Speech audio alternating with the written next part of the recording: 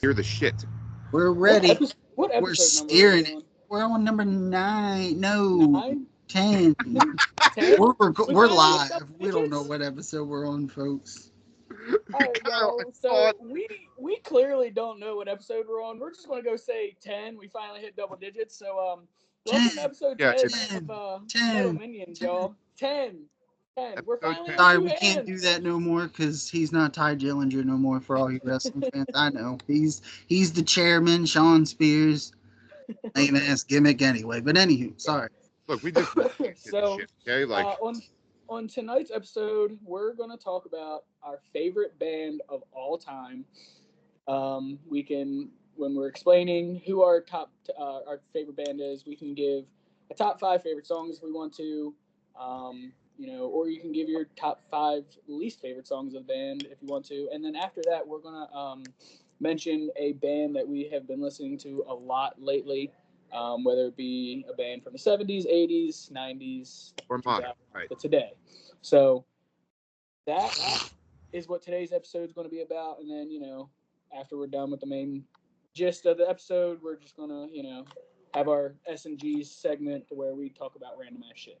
And by the way, Uncle Kyle, I loved you in Deliverance. Oh, thank you. Thank you so much. I loved you, buddy. Uncle Kyle. I'm sorry, bro. I've been waiting. Like, You are good. I've been But waiting as 5 usual, episodes to do that joke. I know I didn't. Kyle, did you happen to make it to the record store and get I another did make record? it to the record store because it's right next. The bar that I went to on Saturday is right next door to a record store, and Love to Jesus. see what you got I there. have some things, and then throughout the episode, I'm going to put it in the not the segment. You know what? I'm gonna call it the segment. The segment where I say my favorite band and then add it to it. Segment. But it is a works. segment. Da da da. That works. Got it, homie. That works for I me. got it. But anywho, I'm gonna start off with I I got some 45s and then I got a 12-inch. Sweet. I got a 12-inch, guys. 12 inch. So did Tommy Lee. If you watch, I know he got that slugger, baby. He got that Louisville, man. yes, But anywho, let me take it out of the plastic so everybody can see it. But I got a 45 of David Lee Roth, Just Like Paradise. Nice. love that nice. fucking outfit. Love it. And I have Right. this album on cassette. So it's on the A side is Just Like Paradise, and the B side is The Bottom Line. Oh, good one. Good one. Nice. You feel? nice. I know it's pretty basic, Yeah. dude. No. Also, he's going to be at the M3 Fest, and that's why I'm wearing my M3 Fest shirt. Yes, I did. This see is you gonna be at 2018. I can flip the shirt around. I'm not going to take it off, folks. You got No, to pay do me. it, bro. Do it. But I went Saturday, if you can read it. Oh hell yeah! I went Saturday. I didn't go Friday. But Queensryche, Ace Frehley, Night Ranger, Striper, Sebastian Striper, Bach, Fuck Warren, yeah. Lynch Mob, Striper, Lynch Mom, Toretto. Toretto, yeah. Does that say Toretto? uh, Yeah. Tygetto. Oh, Tygetto. Taketo. Toretto. Not Fast and the Furious. My bad, y'all. It's all right. We're not ludicrous. No, I'm just kidding. Well, we are in fact many ways ludicrous. Ludicrous Yes. speed. That's true.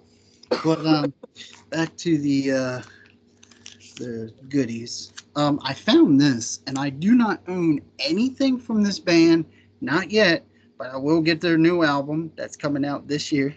Okay. Bonfire. I feel like I've heard of them. They are a phenomenal band. The singer is phenomenal. I But can tell his hair. what's up? I love his hair. Right. Yep, It's that's the amazing. guy right there. Yeah. Look at that beautiful shit. But Jealous, don't it? yes, Right. majestic. Very. And this good. has A side Sleeping Alone with the chorus introduction. So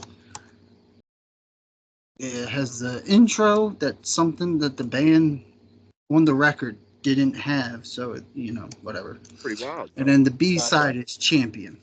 And it's off of the record Fireworks, which that record is phenomenal. There's the record. Nice. Oh, Damn, dude, you brought me back to my dad's era. It's what I do best. This is what I do best on the episode. I throw out the obscure stuff, and then I show off the stuff that everybody knows. And last but not least, Damn, brother, that one took me a while. Will's favorite band. This is Will's favorite band. He loves this band, love and dear to his heart. Crystal Method. Bon Jovi, born to be my baby. Maybe I was made to be your man. No, but anyway, I am a Bon Jovi fanatic, and this is off of the New Jersey, which I have that on CD. But A side is Born to Be My Baby, and B side is Love for Sale. Which New Jersey, it's a great record. It's nothing like Slippery When Wet. Now Slippery is their highest album. Is it really? I'm saying the highest album because if you listen to the debut album of Bon Jovi, it's good, but they still haven't found their sound. And then when 72 Degrees Fahrenheit came out, they were still looking for their sound. It had some songs on it, and then when Slippery When Wet came out, it went boom. They found it, they ran with it, and then New Jersey came out, and it was still good. And then the 90s came, and then they did That's My Life, and yada, yada, yada. Right. Great riff, though. Can we all admit that? Oh, Great yeah. riff, though. It really is. Agreed. But just look at these guys. Just look at the Majestics. They look like a fun-loving improv troupe. I know. They do. Bon Jovi wearing his trench coat with Bon Jovi on the back, like we don't know who he is. But Right. What is his actual name? John Bon Jovi. Is that really his? Oh, okay. His name is Yeah. John Bon Jovi. I'm a failure. Sue me. You're good. My audience members. Sorry. But that is all this. Well, I have one more, but I won't show it till later. But that's the stuff that I grabbed at the record store this week. I won't say last week because, well, you know what? I'll say last week because we're just going to bring you to the fourth wall. We're going to pull a CM Punk on this segment. Do it. I love that. Yeah. So, where are we going from here, guys? Any shout outs for anybody else? New album? Anything that they were listening to? No, I haven't really. No new albums? I If I haven't. could do a slight one about my writing progress, if that's cool. Go ahead, go ahead. I'm Of trying to course. fix myself. Looking good, homie. Oh, thank you. Showing your good side there, Kyle. Dude, he did that majestic as shit too. So I've officially started Tales from the In-Between Volume 2. Sweet. A really big one I'm working on We're is good. I'm working on my first short film. Ooh. Okay. It's called The Obelisk, Ooh. and pretty much keeps with the theme about facing your demons, and I've added a new entity to the roster. I'm not going to tell you because I realized last time I did this shit gave way too much away. So just give me a little bit. You guys will have some cool shit to read. That's it for me. Sorry, guys. No, you're good. Whoever wants to start can start. Mine's the simplest. I mean, You want to go first, Joe? Who you got? Sure. so it's maybe a little surprising to you guys. Is it Five Finger Fruit Punch? Nope. It's Four Fingered Lemon Death Punch. Ooh. That's fucked up. Lemon Punch. My favorite band, and they've been my favorite band since I was probably when I first heard them around 10. Is a band called Seven Dust. It's literally my favorite band of all time. Like Oh, yeah? that dude. And I've bought, even though I have YouTube Premium, so I get all the music, and I have Spotify, I buy their albums because I'm a dodo bird. Don't feel bad. Like I said, I buy color vinyl of the same pressing. I buy remaster copies, demos. It just any opportunity. Like I think Seven Dust is like one of the most soulful bands I've ever heard.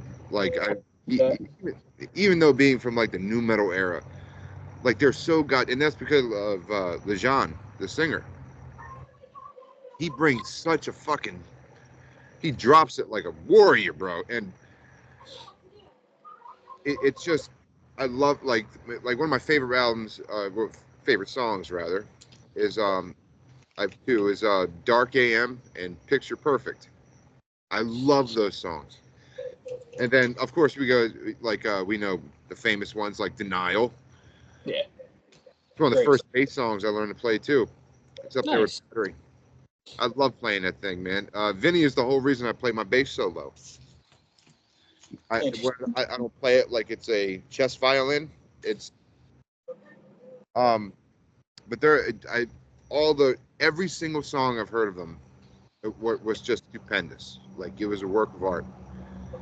And then my new favorite band that I'm listening to, I've listened to them for about a year now, but I just adore watching their progression.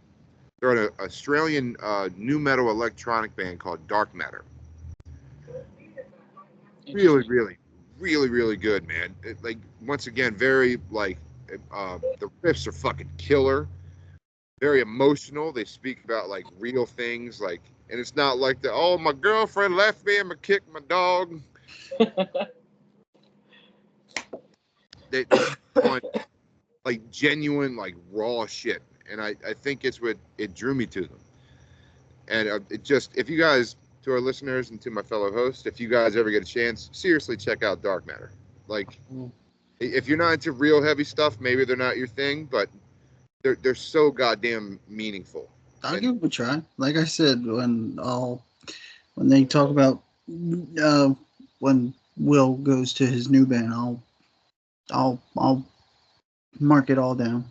It's just like, to me, I think most bands nowadays, they lack like the cool thing about the 90s and early 2000s was like it legitimately had soul. Like it had emotion. As raw or as tepid as it was always like all the songs were written on everyday things that every human being goes through. And Seven Dust does really, really good with that. So does Dark Matter. But they're my bands, gentlemen. If I'm going to start off with Dark Matter, the first song I think you guys should listen to would be Claustrophobia. And you keep going with that. He's got to go back to London. Bell Tower. I'm actually going to look them up. Go for it, bro. Yeah, Dark Matter is fucking great. They're great, homie. I mean, they're a little heavy. They use a lot of down tunings, but it just amazing songs. Claustrophobia, Blade Runner, just amazing songs, man.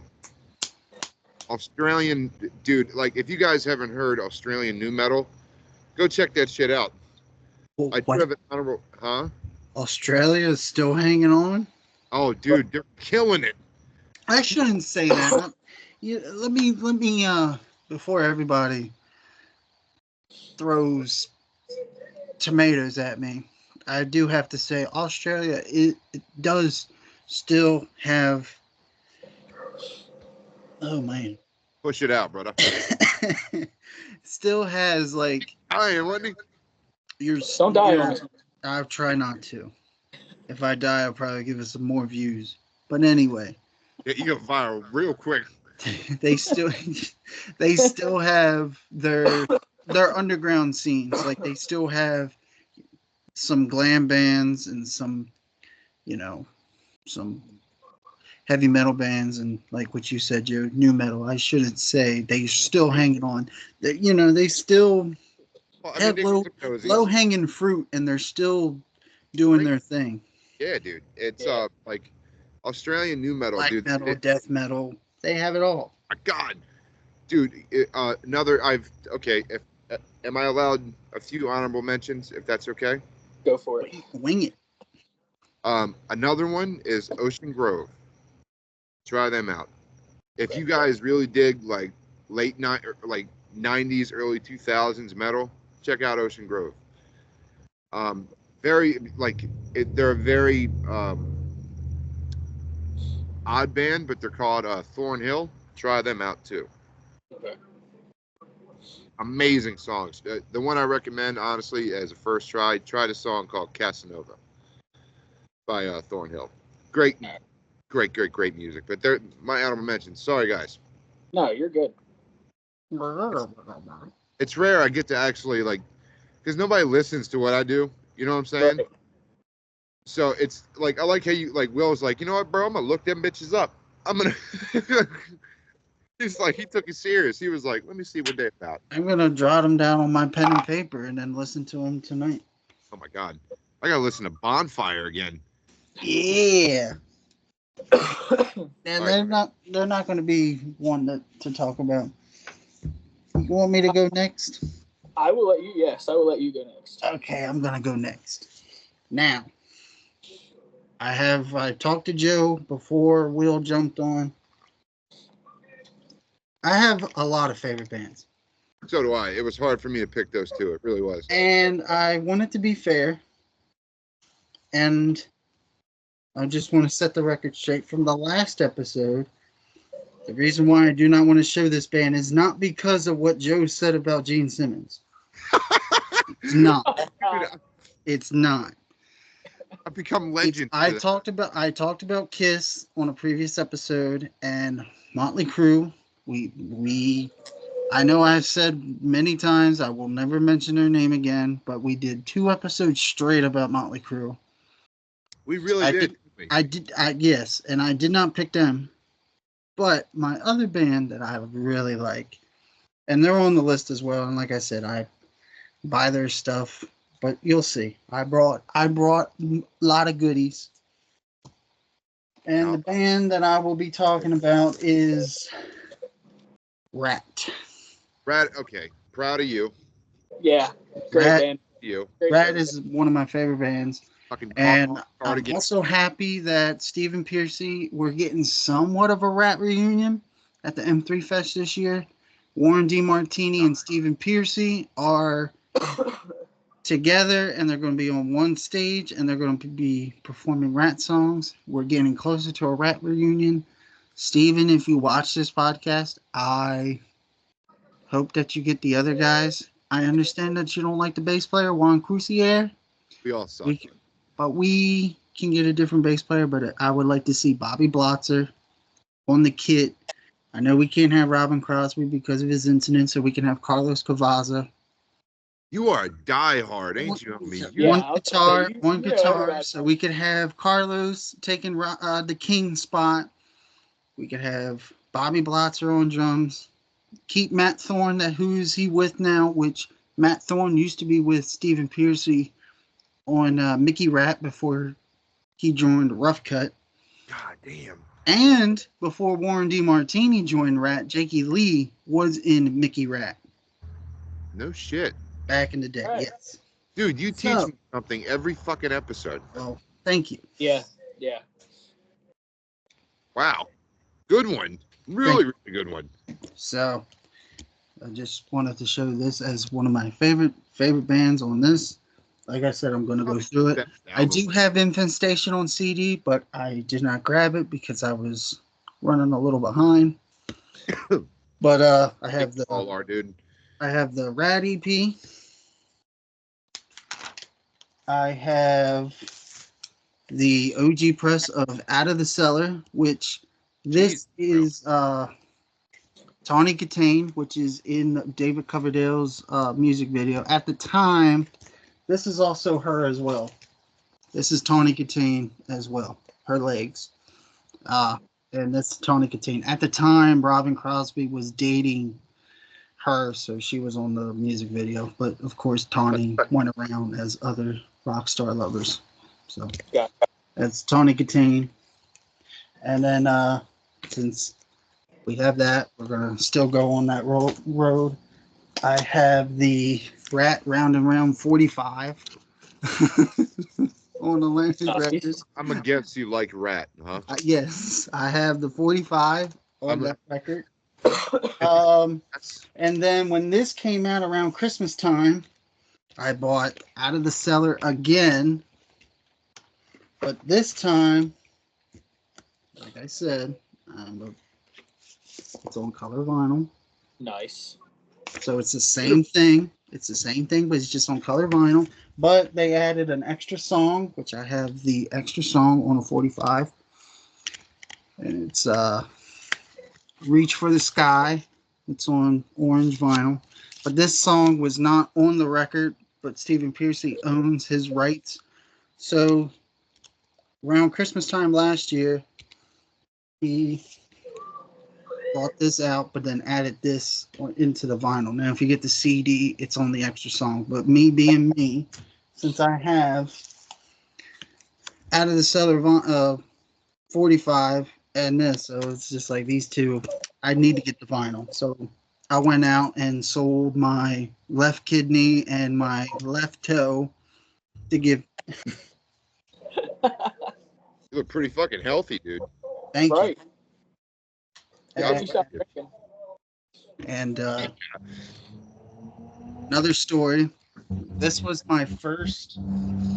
Now I'm showing the big disc, but this was my first Rat album I bought, but I bought it on CD at East Point at FYE when I was in high school. Oh shit.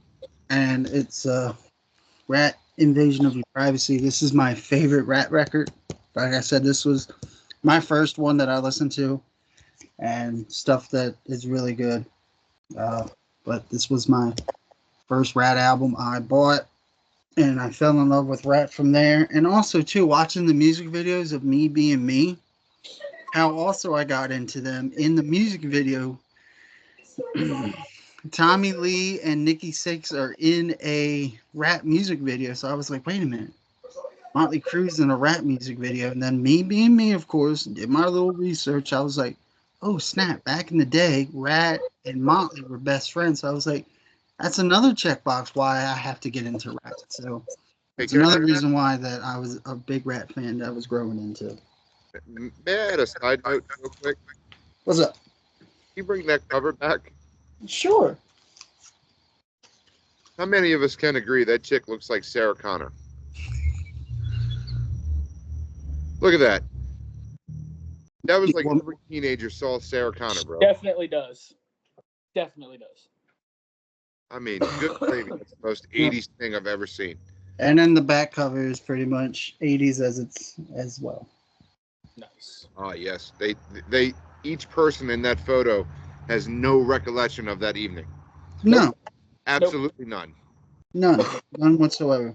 And Steven still has these pants. I seen him at Rand's Head wearing those pants. And I also have his autograph on my wall. So, bro, you really are diehard, and I adore you for it. I love them. Like I said, I've seen them. I'm going to see them again at M3, even though I seen them at Rams Head, and I seen them at M3 before.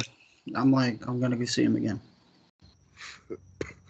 But we're not done yet, folks. And then I have the Rat Dancing Undercover album, and let's be honest here. Joe, you're a smoker. Do you go all the way down like he does? I don't know, but I do know I don't smoke a cigarette with a porcelain mask on. What the fuck is up with his face? No, that's not his mask. It's just a shadow. Well, I'm saying I joke when it does look like a mask. Yes, ladies and gentlemen. He does look like Phantom of the Opera-ish. I No, I mean I do, bro. Just put it out, home dog. Just what's up?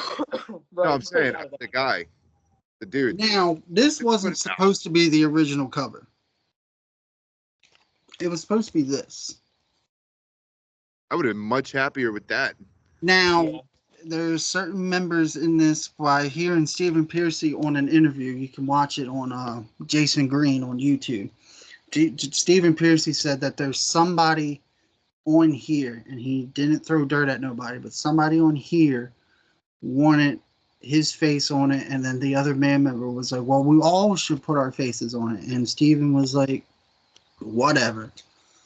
I'm going to guess the dude to the far right. That or the dude on the far left. That's Bobby Blotzer. That's Juan Crucier, the bass player. Who's that cigarette guy? That's Stephen Pearcy. He has, He said he didn't give a shit. He wanted this cover. Oh, good for him. But it wanted it in color, not in black and white. It was supposed to be in. Sorry, guys. Seriously, this is an emergency. We were talking about rats. Somebody was called pest control. Sorry. I'm so sorry. Excuse me. It's so unprofessional. I'm sorry. Yep. But yeah, here's a better picture of it. If it looks any better, probably looks the same. Oh, dude, they look like a jazz band in that one. But yeah, it just. I'm just. This is not one of my favorite records on it, but me being a completist has it as well. And this is another thing that I got at the record store on Saturday. It is what is it? It's a 12-inch promo of Rat's Dance radio promotion single, which it has 3/16 of vocal edit on the A side, so what it was supposed to sound like. And then on the B side is the actual song. So I got Rat's Dance on a 12-inch. It also looks like a floppy disk. Yeah. It does. Well, bro, It definitely does. Dude, just that little circle makes it look like a floppy disk. Yeah, it's just that radio promotion. I don't know why they had that thick white, but it's, of course, it goes with that. Me being a rat guy, hey, as a guy who uses bland colors himself, good choice. And then all it has is just that sticker. It's a sticker. It's the sleeve and then that sticker. Yep, that's all it is. It's a sticker on the sleeve. So I don't know. And then I'm not missing it. I didn't grab it. Man, I am slacking. But too, homie. Don't feel bad. We're all having a day. But one more. Actually, I'll talk about it. And then I have Rat Reach for the Sky as well. And then yes, it's a weird cover. Pretty dope, actually. I mean, it is actually a pretty dope cover. And then you got the back, which is great nose, homie. That face. And then here we go. There you go. Oh, my man got it wide open. Look at all of them do. Right? And then they have the rat logo. Rat logo. Nice. And then I have Detonator on CD, which I didn't bring, and Infestation on CD I did not bring. But I have those. But if I can talk about favorite songs, I can go record by record. I'll go backtrack and then I'll I Want a Woman is a pretty good one on there. Way Cool Jr. Like Will said, we could talk about songs that were Yeah. Chain Reaction is a good one. But yeah, this album is very abstract, though. Yeah. I mean, like. And then on Dance, Slip of the Lip, Body Talk, of course. Take a Chance. Wow. And then this one, I really love this one. You're in Love, Never Use Love, Lay It Down, Closer to My Heart, Between the Eyes, What You Give Is What You Get. That's probably one of my favorite Rat songs. What You Give Is What You Get. You Should Know By Now, and Dangerous, But Worth the Risk. This one I grab more than any other of the Rat albums, and I will listen to this record probably 4 times. On and on. I mean, that is a good one. Yeah. Excuse me. I mean, Kyle, I'm so sorry. Every time I see that cover now, I think, are you Sarah Connor? No, you're good. Let me. Every time. I'm so sorry. You're good. I'm doing. I love how neat he is. I'm trying to put everything back together. On this one, Wanted Man, You're in Trouble, Round and Round, In Your Direction, Lack of Communication, Back for More, I'm Insane, which is a great song. When I seen Stephen Pearcy at Ram's Head, he did the whole album. Nice. And it was really good. I mean, have you guys ever noticed that album got like a 9 Inch Nails vibe to it? Yeah, I was thinking that. Were you really? Like, okay. Yeah. It's just, it's really, this is, In my opinion, they were trying to find their sound, and they kind of did it. And then when they did the second album, they found their sound for sure. And then they just went into a different direction. Now I'm going to be on a controversial about the Rat EP. Um, you think you're tough? That's a really good one. Tell the World, Back for More. I wish they would put some of these songs on Out of the Cellar and then take some of the songs that were on this. Why so? And then put these in. It's just, I don't know why they did that, but I You felt wasn't. What's that, Joe? you felt that those songs belonged. They were more attuned to the Yeah, sound. I just felt, maybe they would have worked more. Or if they did the Walking the Dog, like we did our covers episode when I mentioned Rat, Walking the Dog. Okay. Speaking of the dog, I don't know what my dog wants to do. I don't. You have a dog? Yeah, he's right here. I don't know. What up, little brother? Hey, sit right there. There you go. I don't know. Oh, you're more amazing as the day goes on, brother. Thank you. Dude, you got a poodle. He's a Shih Tzu poodle mix. He's God part bless Shih- Uh, He's a handful. so he's a shit poo. He's he's shit. What's up, dude? What's He's his name? Doodle. Hey, this is Dudley. I'll say this is Dudley. Hi, buddy. Dudley? Dudley. Oh, Dudley. Dudley from Harry Potter, the arrogant cousin. He's So he's a adorable, bro. shadoodle. Sorry, Kyle. See, now if Savannah was here, my girlfriend, she would be all goo eye right now, Joe. She'd be like, "Oh, thank you." He's adorable. Look at him. He don't know why he's there either. I'm with you, bro. That's me every day of my life. Yep. Yeah. 100%. But Walking the Dog. Speaking of dog, Walking the Dog. I think if they would have put Out of the Cellar on, I think it would have sold even more copies because, like I said, there's certain cover songs. They did a really good version of Walking the Dog. Now, I'm going to talk about my favorite new band. And I seen these guys at Ram's Head before. This was my last concert before the pandemic hit. And 98 Rock promoted them, and they just showed up out of nowhere. They were supposed to... Sorry. All good in the hood. Good. They were supposed to play at DC, but for some reason they didn't. 98 Rock said, "Hey, come here."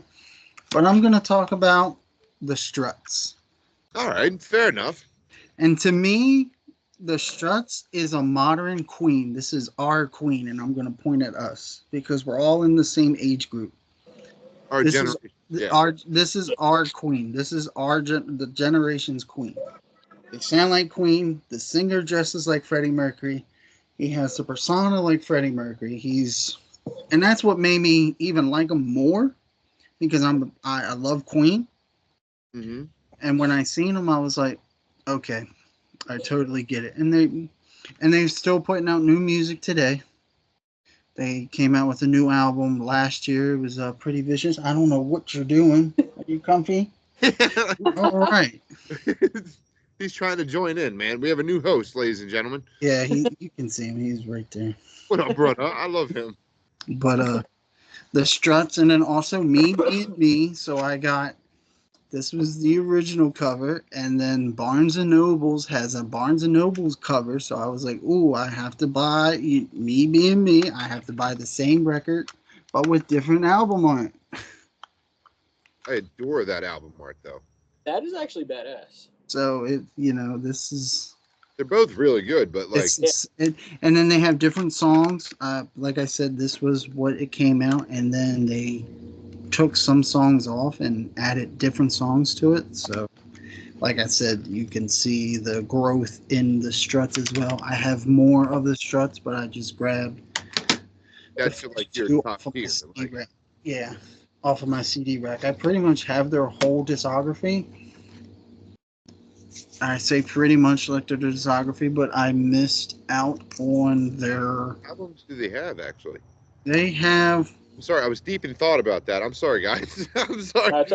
They have 6. I could be wrong. 6. Will, can you fact check me on that?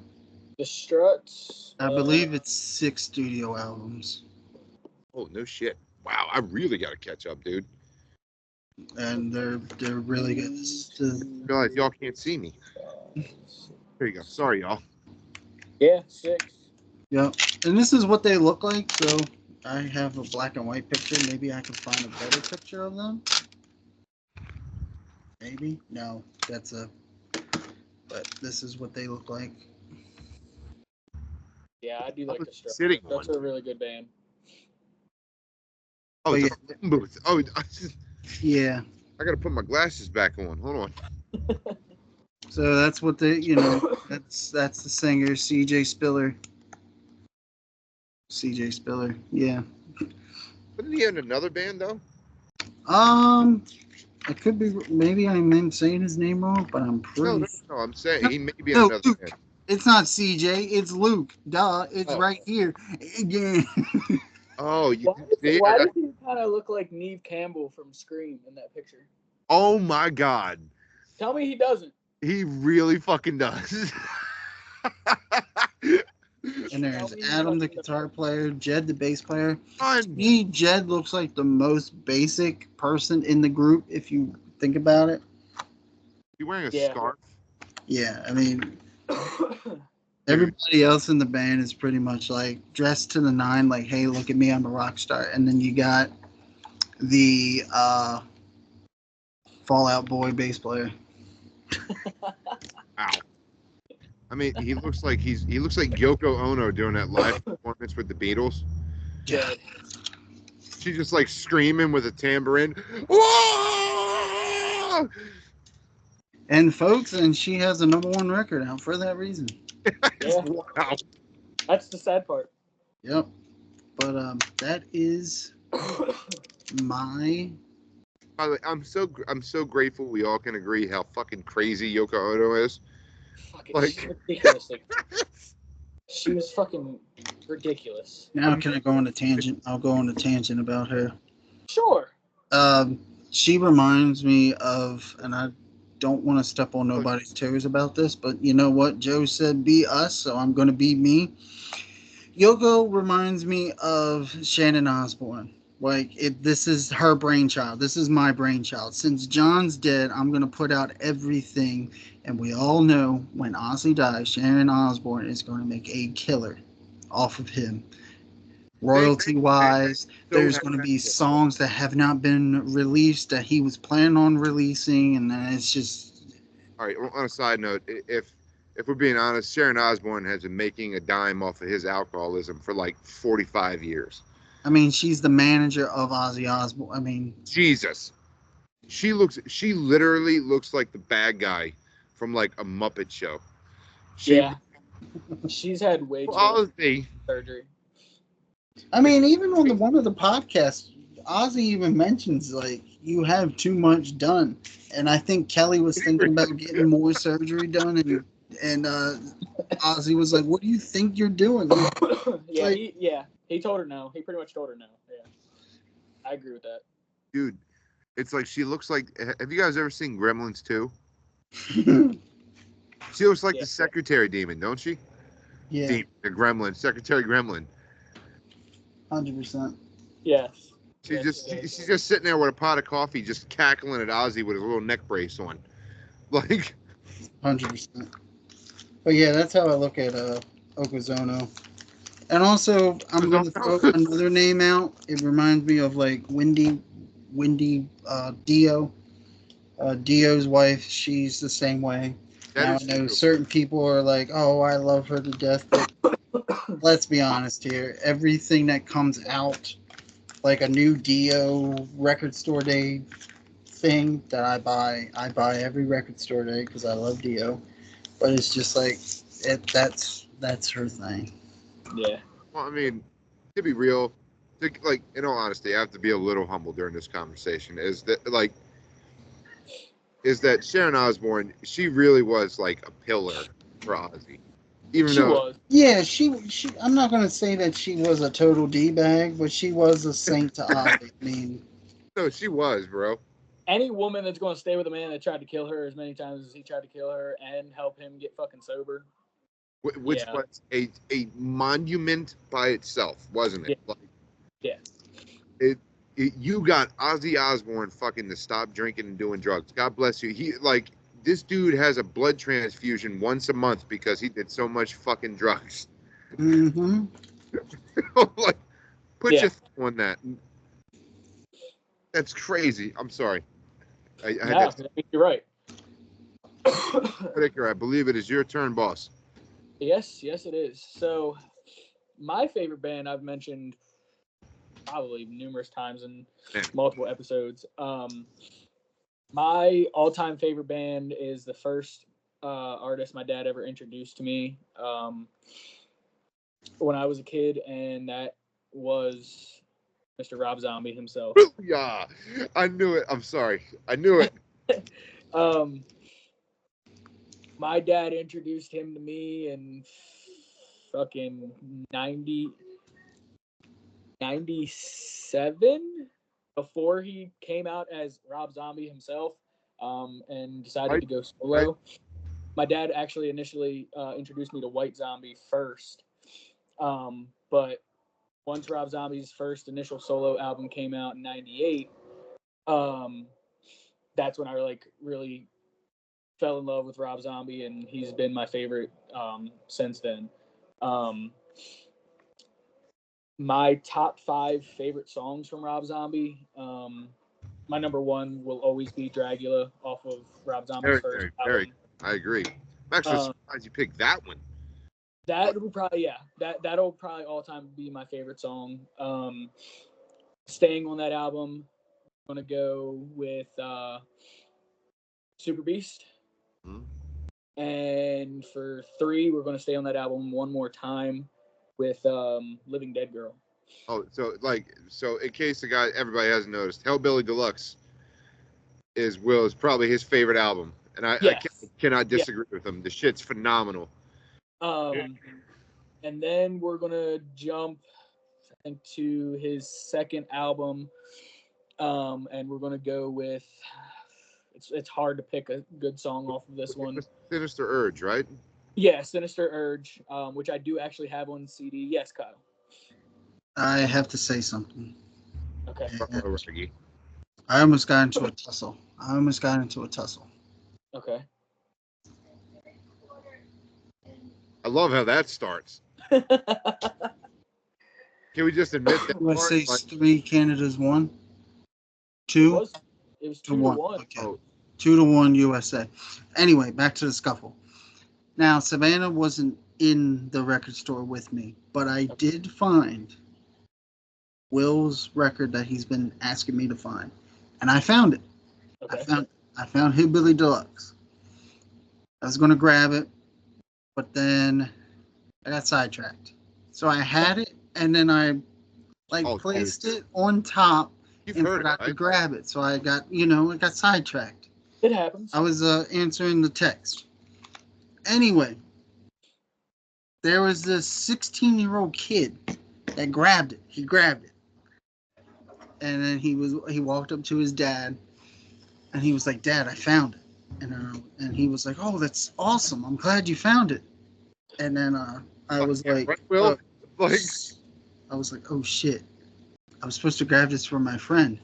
So I didn't corner the kid, but I talked to the kid. I was like, "Hey, I need that," and he was like, "What do you mean?" And I was like, I need that record. My friend's been looking for it," and he was like, "Well, I need it because it completes my Rob Zombie collection." So the dad comes over and says, "Do we have a problem here?" And I was like, "No, sir." It happens. I was sitting there going, "Well, I was just simply making an inquiry to the little man." But so I knew it, dude. It happens. No worries. But I got sidetracked from the text message. It happens. He was it was from Plus. Will knows Plus, and he was like, "Are you there?" I'm like, "Yeah, I'm here." So I answered it. I placed it down, and I started texting. And then the kid came around and grabbed it, and then it was so quick. I put it down, and the kid was looked over, grabbed it, and then swooshed, and then I was like, "Fuck." It happens. So then I tapped the kid's shoulder. I was like, I think you grabbed my record. He goes, what record? And he like flipped it. And I was like, it's that one. He's like, oh, this one? Nah, this is mine, bro. And I was like, whatever. I'm not going to fight a kid over a By the way, record. Phil, I have to ask you, I'm genuinely curious of your answer. You've heard Hellbilly Deluxe 2, right? Oh yeah.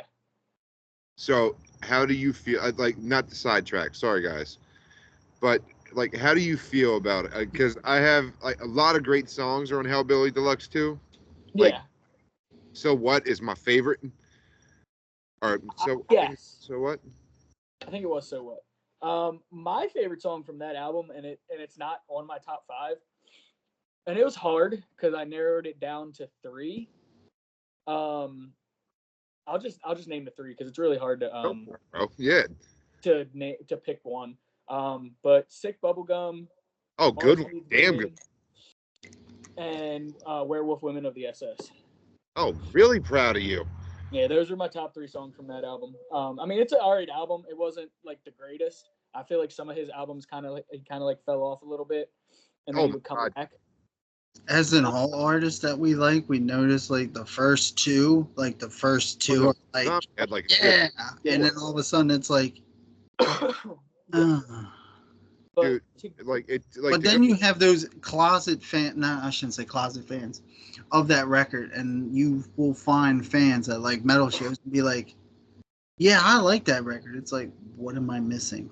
Right. And they're like, it's really good. Maybe it was their first record that they listened to, you know. Phil, you can agree on this. Like, Rob Zombie was one of the first artists besides Manson and Korn to do like visual storytelling in music.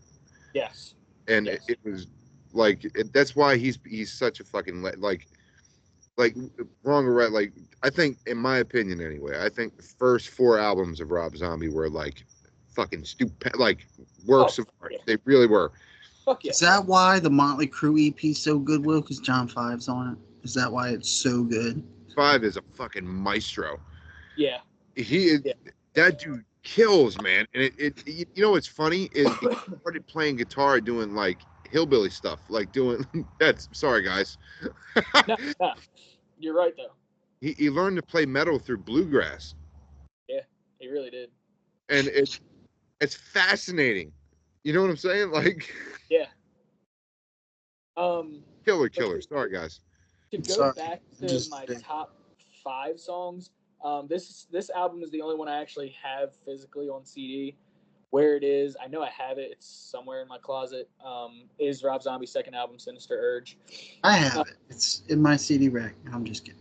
And it's hard to pick. It really is, man. My favorite song off of that album. But if I had to really, really, really pick, I'll probably go with Ironhead featuring Ozzy. Oh, beautiful song. And I mean, I know you have Never Gonna Stop on there. Feel So Numb. Probably his number one. Feel So Numb, dude. That's my favorite Rob Zombie song. And Scum of the Earth. Like Scum of the Earth, I love that song too. That is true. All right, I'm gonna add that one to my honorable mentions. It's Sinister Urge, because that really was a fucking banger. Yeah. Good point. Bow to the metal gods. That's my 4th favorite song, and I'd probably say my 5th favorite song, and it's a great song. It probably could have been higher than 5. Was let's see, what album was that from? I'm so like. It was from the Electric Warlock Acid Witch Satanic Orgy Celebration dispenser.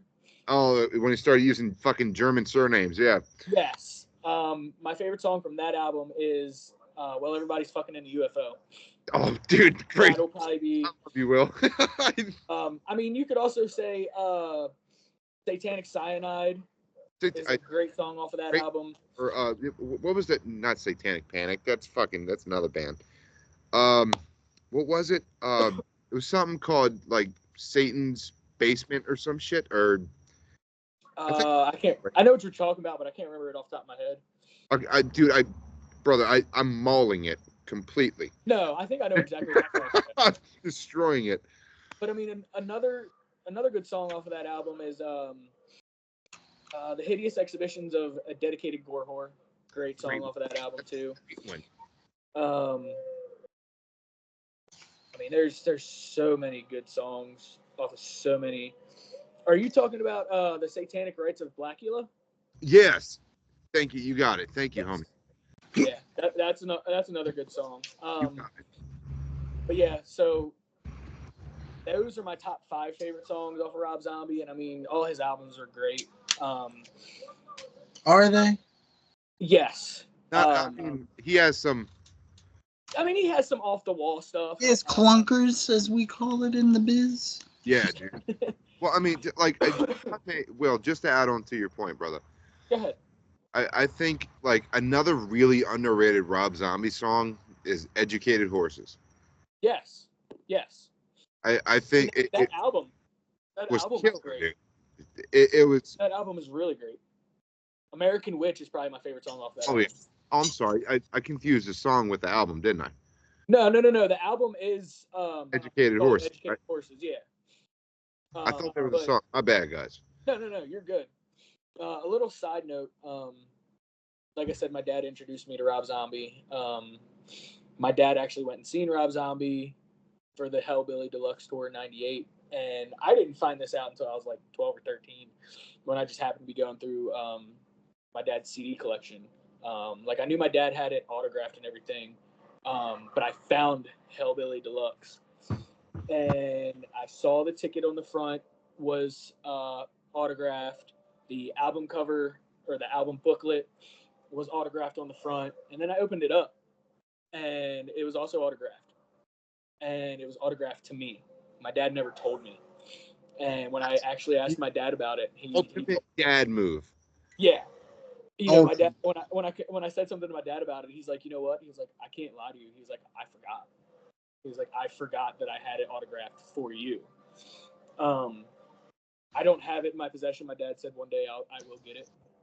When you earn it, right? Dad will give it to me. Fair enough. But to go back to talking about my dad, I actually every time my dad or Rob Zombie came out with an album, I bought my dad the CD. Like, I literally bought every album for my dad growing up, and I think his last album came out in 21, and I think I got that for my dad for Father's Day that year. I have about 6 Rob Zombie shirts in my closet. I got one on right now. I could have brought them all out with me. I just didn't feel like it. In a previous album, I showed off a picture that kind of got ruined by my ex-wife, and has some rips in it. But in 2015, I did meet Rob Zombie for the very first time, and it was my first time ever seeing him in concert. He's little, isn't he? Yes. He's a little dude. So I met him and the band. This is when he still had John 5, Piggy D, and Gingerfish with him. I believe Gingerfish is still with him. John 5 obviously is with Motley Crue, and they fought Piggy D. What's that? I'm so sorry. My music nerd came out. My bad. No, you're good. Piggy D, I think, don't quote me on this, I think he went back to Marilyn Manson, I think. Or he went somewhere, or he may have said, I'm done with music. I'm not too sure. So I have that. If you guys go back to previous episodes, you'll see that. I also have the Devil's Rejects tattooed on my lower left leg, wrapping around. I have all 3 of their mugshots. And when I met Rob Zombie back in 2015, I actually had him autograph my ticket. And the next day I went to my tattoo artist, and we tattooed it on my leg. I will post a picture of that in our Instagram, which I will show off here a little bit later. That way you guys can follow the Instagram page and see that tattoo. Thank you, Will. You beat me to it. Thank you, Will. We have an Instagram page, y'all. Go check this out. Oh, shit. Send me the link so I can put it on a post. Yeah, dude, for real. Me too. That's actually not the only thing that I'm going to show off. I did bring these with me. As some of you guys may know, Rob Zombie does movies as well. Some of his songs he actually phenomenal director. If memory serves me right, it's 9 total. I have in my possession 8 out of the 9. I realized not long ago that when I went through my divorce about 4 years ago, my ex-wife happened to take one of the movies, and I didn't realize it when I had to like rebuy because she took a good amount of my Rob Zombie movies, and I had to kind of like rebuy them. I didn't rebuy this one yet, so Hi, Dudley. hopefully Oh, this is his brother. This is Wally. hopefully I have these in the right order that they came out. But I do own House of a Thousand Corpses. That Great shit almost fucking killed movie. him, dude. Great fucking movie. Watch the documentary, y'all. Yes. I also have the prequel, or the sequel, excuse me, the sequel to House of a Thousand Corpses, Devil's Rejects. And then, obviously, All this amazing films, by the way. This movie is not in the order, but I put it, the way I have my movies set up, I have them in order of, like, sequence. 3 from Hell. As some of y'all may know, this was Sid Haig's last. It movie. was indeed, yeah. Beat to it. Another great movie. The movie that I believe is in between the Devil's Rejects and this, or it may have came out after this, that I don't have is Lords of Salem. Another great movie. Fucking very first time I saw it, I was confused as all fuck. I think that was like his most visual. Like he really was. You don't have that movie no more, Will? That's the one I don't have. I plan on either getting it off of Amazon, or if I can find it at the flea market, I'll buy it at the flea market.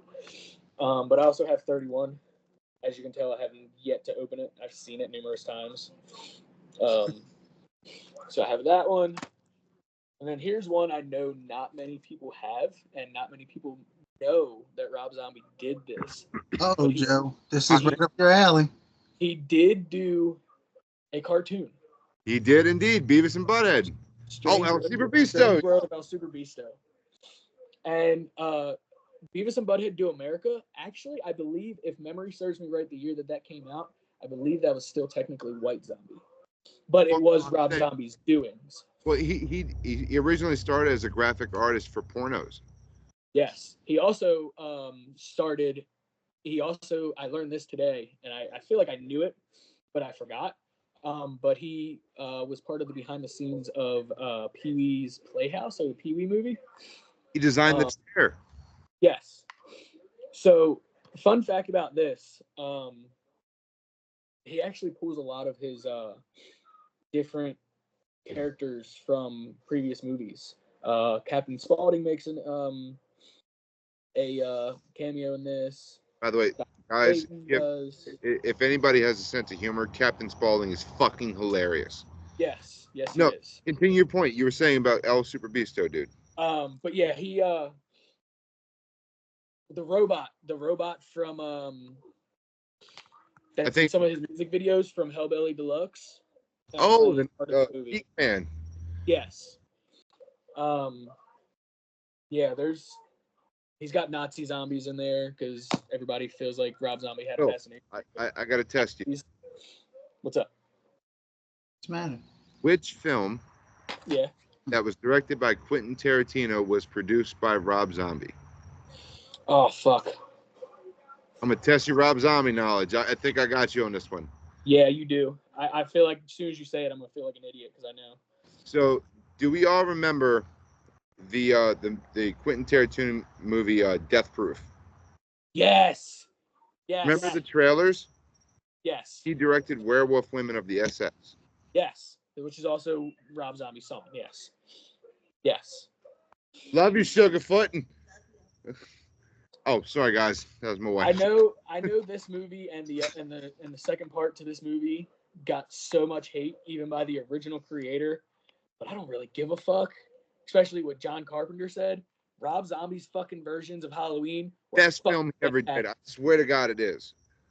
This went in the mind and explained why Michael fucking went nuts. Well, especially while he was in the goddamn psych ward. There was, what was his quote? He said, he spoke about like the dude from Jaws, like, yes. Like he was like there was no life behind those eyes, only pure the eyes of the devil. Eyes of the devil. Yep. and now that. This one, no, go ahead. No, I'm sorry. I didn't mean to interrupt, homie. No, you're fine. That movie also excellent. Super proud of you. Not going to ruin it. You guys will see it in a minute. Oh, he brought it up. Never mind. Now this one kind of went off the rail a little bit. He with this did a one. little bit. We a little bit. Michael doesn't talk at all. And right before they killed him off in this movie, he did yell to Dr. Loomis, "Die." But yeah, this one kind of went off the rail a little bit. Still a great movie. Still a fucking great movie. I love the lastly, him and go Laurie. ahead. I'm sorry. No, I cut you again, bro. I'm so sorry. No, go ahead. I loved like the one thing that Rob Zombie did. Absolutely, he added his own nuance to it. Yeah. The connection between Laurie and Michael. In the second one? Oh yeah, even in the first one, it was there. It just wasn't like. I agree with that. I can agree with that. In the second one, he made it like so they have the same thing, the white horse sequence. Fun fact: technology, if you imagine a white horse, that means you predict murder, death, or apocalypse. Fun fact. Yep. So it was really interesting to see Laurie going through this metamorphosis. You know what I'm saying? Like, yes, she's experiencing what Michael does, which is pure abyss.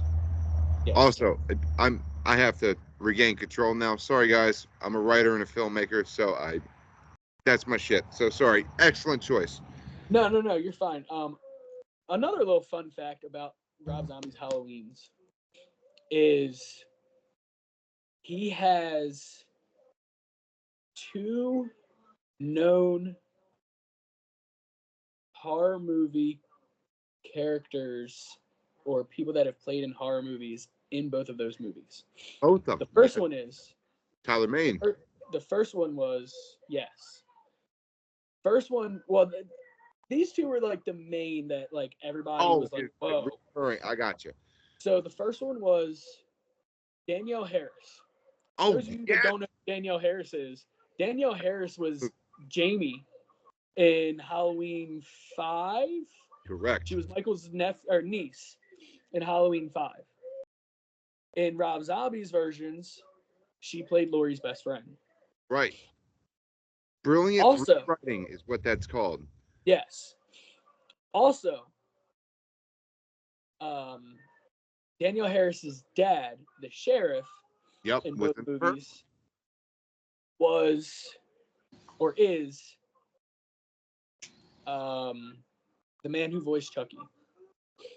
Brad Dourif. Yes. Oh, I'm so sorry. Will, I'm so sorry, buddy. No, you're good. Understood. Yep. So those two are big known people from horror movies. Oh, Brad Dourif in the first Halloween was the best sheriff. Oh yeah. I loved his attitude. Like he was hilarious. Yeah. His whole attitude. Oh, go ahead, buddy. Sorry. No. Go ahead.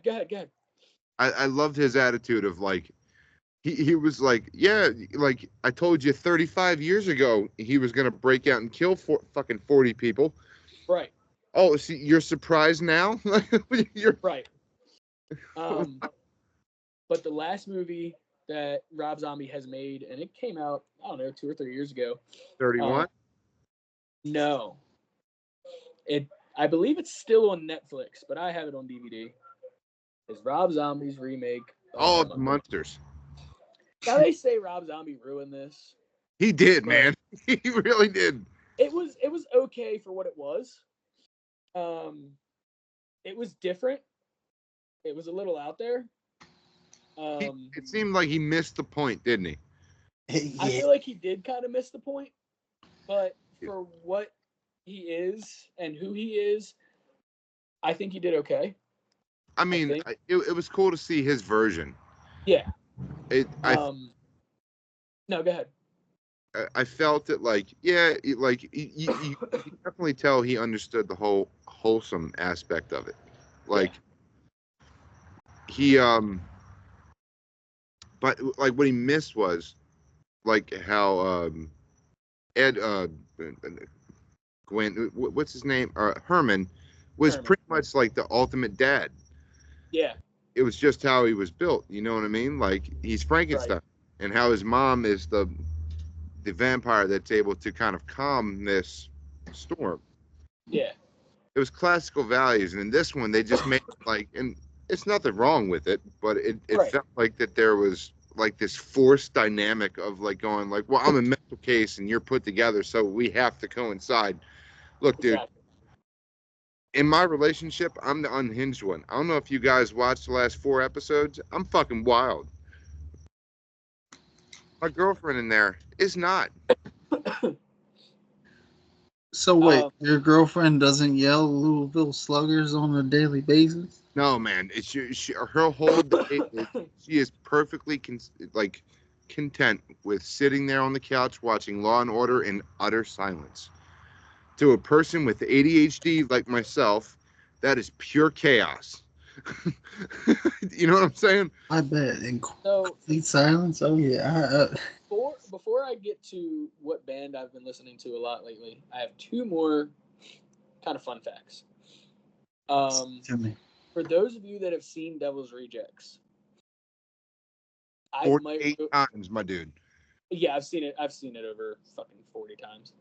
It's great. I may or may not ruin your childhood in what I'm about to say. Okay, hopefully it's that fucking movie. You got me worried. If you have, like I said, if you have seen the movie, you've obviously seen the scene where the pimp is counting money and he calls down one of his hookers. And Love that segue, by the way. She's got the space buns talking about, oh, she wants to be Princess Leia and shit. Well, that white chick is the same female that voiced Tommy Pickles in the Rugrats. It is indeed. Shit. I can't remember her name off the top of my head. Tara Strong. Yes, guys. The lady that voiced Tommy Pickles was a prostitute, hooker, whore, slut, whatever you want to call her, in Rob Zombie's movie, The Devil's Rejects. So I guess you were around, Will, when I was talking about it on PlayStation. Yes. Bow-legged Tommy. So yeah, if that ruins your guys' childhood, I'm not sorry, but it is what it is. But the other, I guess, fun fact, and if you've seen all of Rob Zombie's movies, you should know this by now. Every movie, his wife, Sherry Moon Zombie, has a key role in that movie. Can we both? House of Thousand Corpses, Devil's Rejects, 3 from Hell. She's Baby Firefly. In 31, she's the only survivor to survive that movie. Strange World of El Super Beasto, she's the main character. Halloween, she's Michael's mom. In the second one, she's still Michael's mom, but she's the lady in the white dress with the white horse. Munsters, she is Herman's wife. I can't remember her name off the top of my head. And said Elvira. Damn. And in Lords of Salem, she's the main character. So yeah. Also, can we just one little side note? I'm so sorry. Just like as a writer, how fucking I love you, Rob Zombie, dude. You're literally part of the whole reason I'm a creator. Seriously, your envision inspired a generation. Right. But how fucking arrogant is it to put your wife in every movie because she asks you to? I mean, she's in a shit ton of his music videos too. She was the Living Dead girl. But that's fair. You're right. But Okay. I mean, I'm gonna be Joe. I would put him in your shoes. If your girlfriend came up to you and you were successful, and she came up to you, be like, Joe, I want to be in all your movies. What would you say? No. Not one? Not one time. I promise you. Shit, I'll admit it. She's one of my celebrity crushes. Fuck. I mean, she's hot as shit, dude. But She looked fucking great and fucking. I have to say that I am probably in Rob Zombie's boat. If my girlfriend would come up to me and be like, "Can I be in one of your in your movies?" Sure. but like Now, if to she make wants her- to play a main character, how about we make her the chick at the bagel shop? Humble her a little bit. You know what I'm saying? Like, I mean, if she fits the role, then yes, I would say yeah, main character. But I will also talk to her and be like, "Who do you want to be? What would you want to be?" Now, I wouldn't be like, "All right, you're going to be the main character," kind of like what Will said. In 31, you're going to be the only survivor. Okay? that's it. Action. Third in Lords of Salem, you're the hero radio host. Right. You're gonna choke on a priest's dick, but you're actually fucking daydreaming or in a fucking nightmare about it, and you puke Right. all over or something like that. I forgot exactly how it went, but No, but something you're along those pretty damn lines. spot on. It was a Freudian slip, nonetheless. Yeah. It's like, damn, bro, where are you at as a husband? Are you that neutered? Right. You're like, But that's what I would do. I would say yes, and then I would probably talk to her and be like, "All right, what role do you fit? Like, what character do you want to be?" I won't make her like the main character in all my movies, Right. but if she fits, then yes. But at at the same time, you can't like, and like, I have a very old school point of view when it comes to filmmaking. I think like if you can do the role, you should be it. You know what I'm saying? Like, right, I'm not going to force the agree. person to be the role. right. I think I'm not going to be Vince McMahon and say you're the guy, but can't cut a promo to save your life. damn straight. Actually, excellent example. The whole point of WWF and WWE is to get a pop. It's a live reaction. It's all acting, but it's at the same time. Hello, madam. Oh hey. It's all a shtick. So it's like, I feel like in film, I think it should be a little more prominent, and I think it should be a little more important to actually convey the story instead of like prioritizing. Oh, look, my hot wife is the lead again. Right. Like, Right, I completely agree. No, I agree with that. it's Sorry, I didn't want to go off on a tangent. no. No, it's okay. Go It's- back to your. I get to use actually what the fuck I'm learning, so I appreciate it. No, I mean, Rob I mean, if Zombie, she like, fits it, then yes. and see, but here's if the she thing is don't- Rob Zombie's gotten a lot of bash for a bunch of his characters that he's created. Well, it's A lot of people thought that Captain Spaulding, he got the idea from John Wayne Gacy, which he pretty much did. he did. Universal Studios Halloween Horror Nights was actually going to do he wanted to do a John Wayne Gacy house at Halloween Horror Nights. This was like, I don't know, 10 years ago or something like that. And they shut him down for it because they thought he was going to make it way too gruesome. So they wound up doing I don't remember if it was House of a Thousand Corpses or Devil's Rejects house. They did do one. Yeah. I'm pretty sure they did either. I'm almost positive they did the Devil's Rejects. I think so, because you can go on YouTube and there's actually a video of him and Sherry doing a walkthrough. I mean, he's just, the dude's sick and twisted. Like, everybody feels like he also has a fascination, like I said previously, with Nazis, because he has Nazis in. And you guys give me a hard time for Kiss. That's all I'm going to say. Because he has the Nazi zombies in the Strange World of or the Haunted World of El Super Bisto. Well, Nazis are always prominent in his films. Exactly. He's got the in 31. He's got a fucking midget Nazi that kills people. But Rob Zombie just takes what he likes and he runs with it. Like when him and Marilyn Manson did a cover to Helter Skelter, when he performs that, and I'm not sure if there's actually a music video out there for it, but I know when I saw him for the second time in 2019, when they performed that song, in the background he had videos of Marilyn Manson playing, like the goofy shit that Marilyn Manson does, like the interview where he just randomly started fucking dancing, and Yeah.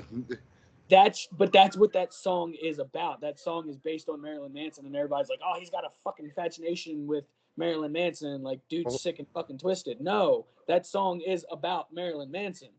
Well, Helter Skelter was originally made by Charles Manson. Exactly. Helter Skelter. So, like, like, Will, to add on to your point, it's like I think modern people lack imagination. Right. So, like, I myself, like, some of my favorite films in the world come from the '70s era. I like, and Rob Zombie in particular, he comes from like exploitation films, and he comes from those gritty, like those pimp films that should have been filmed on a Samsung. You know what I'm saying? Like, it was those moments that truly made great filmmaking. It was because of like some of the parts that make a movie, or sometimes the actors don't know what the hell they're doing. Like they're just doing it. You know what I'm saying? Like, I think Rob Zombie has a very, very good eye for that. Like, Rob Zombie also has an infatuation. He's admitted numerous times he has an infatuation with classic horror movies: Creature from the Black Lagoon, Dracula, Frankenstein. Well, they were foundations. Didn't he do the Thing? I want him to do the Thing. Everybody wanted him to do the Thing. Everybody wanted him to remake The Crow. Sorry, I jumped the gun. There's a shit ton of movies that everybody wants him to remake. I thought everybody wanted him to remake, or they wanted him to do his own version of The Hills Have Eyes. He wouldn't understand that one. Right. I think, like, in my opinion, I don't think that's his style. I don't think it is either. There was a rumor going around that he was either doing, I don't remember if it was a movie or a TV series based on Nightmare on Elm Street, but it's not true. No, he never. There's a shit ton of horror movies that people wanted him to remake, but I feel that he would do good remaking the old, like Frankenstein, Dracula, Wolfman, Invisible Man. I think he would do phenomenal. I think so as well. Well, in my opinion, I think a good film he would do excellent on. Like, I really, really do, is Amityville Horror. Yes. I think he would fucking slay with that. Like, yes. And I mean, I'm not going to say I disagree with you, Kyle, because I really do think he would do pretty good with remaking the classics. But I think at the same time, I feel like his love for those classics, he probably would not want to touch. Well, yeah, I completely agree, but I think he would. I think he would do better than what Nosferatu. Bro, there's a whole episode dedicated to it. It broke my heart. That's why a lot of people wanted him to redo I'm The just Crow. saying, if he see Nosferatu, I guarantee he would be like, I can do better. I don't know the man personally. Right. Well, just from a creator standpoint, because I have a similar vision, I think like an old classic he would do really, really well on. It would be two, I would think. If we're talking from like Dracula and Frankenstein, Creature from the Black Lagoon, I think he would do an excellent version of Dr. Jekyll and Mr. Hyde. Yes. Yes. I think he would also do an excellent version of The Invisible Man. Well, because Rob Zombie has a clear understanding of human brutality. It's a clear aspect in every single film. He understands how human beings are. Yes. And I think with those two in particular, they experience the extremities of human beings. Like, not the extremities. I fucked that word up so bad. Not the genitalia, my immature audience. He hot tonight, genitalia. Yeah. He has a very, like, I love his understanding of how brutal human beings can be. And like House of a Thousand Corpses perfectly exemplifies it. Agreed. Lord of Salem is a clear understanding of how zealous religion can be. I adore that thing. And so with those, I think he would do like truly excellent. Like I think he would do really well. But Yes. most of the time, well, I don't know if you know this. You know, he made Hollywood. He made not Hollywood. He made Halloween 2 because He made Hollywood? Say what? I wish it'd be far better.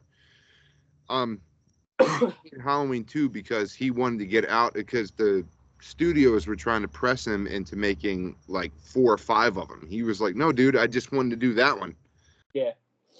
And Yeah, so, he only wanted to do one, and that was it. yeah, he just wanted to do that Halloween just to make his mark. You know what I'm saying? And boy, he Yeah. fucking did. Yeah, he did. He He did. I mean, Halloween 2, like I think, like not to go back, guys. Sorry. No, you're fine. Back.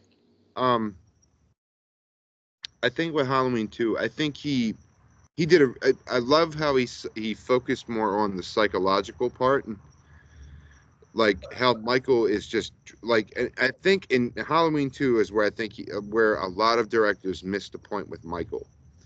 I am I like because I'm a diehard Halloween fan. Like I watch it every single year. Right. Um, Once Michael, a year, twice a year? huh? What did you say, brother? I said you watch it once a year, twice a year? I multiple.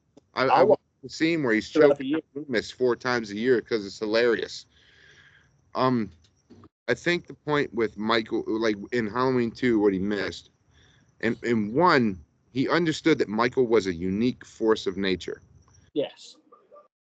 He was, in his own sense, he was what he was, and he exemplified that. Even though being like a bloodmonger is sort of basic, Michael also represented once again that aspect of humanity.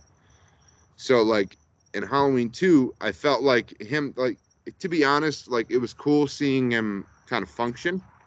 Yeah. But like when he's eating the dog, I was like, why was that pertinent to what just happened? Right. He was Michael is a being of pointless violence. His violence is unpredictable, unnecessary, no matter what word you describe it as, it just happens. Yep. So also, I'm a nerd, so sorry guys, sue me. Um I think We're all nerds in our own little way. well, Yes. well horror is that's my shit, man. I the whole reason like H.P. Lovecraft, fucking John Carpenter, Stephen King, like these people are the reason I became a horror maker. I agree. Like, I agree. like they're brilliant. They really are. Like the human condition, like horror movies scare us for different reasons. Like you know why a movie like Saw scares you? Well, in my opinion, I'm not telling you. I didn't mean to sound like that, but No, tell me how it scares me. Tell me. Because I don't watch it.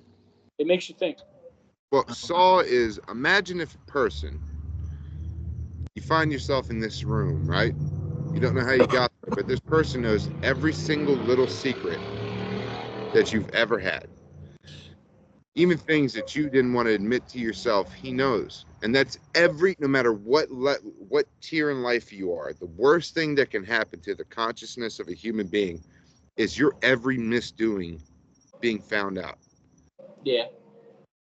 It's the worst thing that can happen to you because you're now officially raw. You are a nerve.